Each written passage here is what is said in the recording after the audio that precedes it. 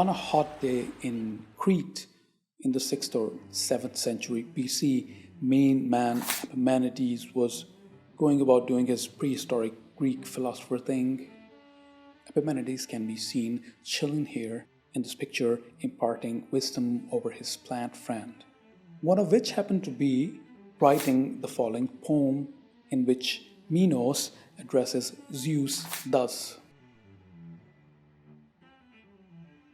It's beautiful. They fashioned a tomb for you, holy and high one, Cretans, always liars, evil beasts, idle bellies. But you're not dead. You live and abide forever, for in you we live and move and have our being.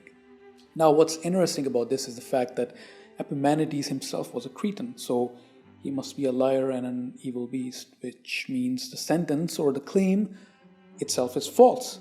As a consequence, that is, if the sentence is indeed false, then that means Epimenides and his fellows are not liars and evil beasts with idle bellies.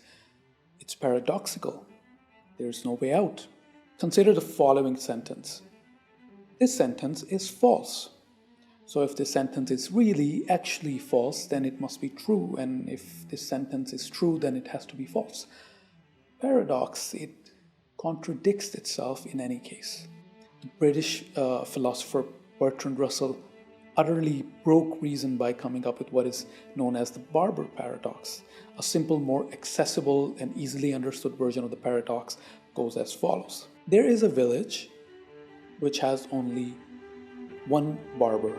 The rule is, whoever does not shave himself in the village goes to the barber. Whoever does shave himself does not go to the barber. Simple enough. Question: who shaves the barber? Does he shave himself? If yes, then he does not go to the barber, but he is the barber. And if no, then he goes to the barber, but he is the barber. So how do philosophers solve these contradictions in language itself? Language, the very vessel used to communicate. The answer is not all that cutting edge. They do not deal with self-referencing issues. We do not deal with self-referencing issues. No such village can exist in real life where there's only one barber and the aforementioned rules apply. It takes us outside the bounds of reason. Side note, an eventual attempt at unbreaking maths and particularly set theory was made by introducing what is known as Zermelo, Frankel set theory, but that we shall come back to later.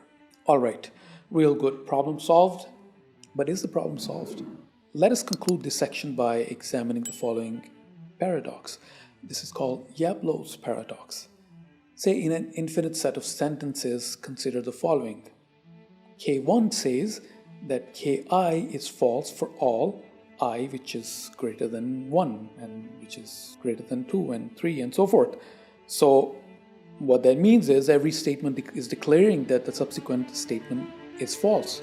So at any given time, every statement is both true and false. We don't have a self-referencing paradigm here, and yet we still pretty much broke reason.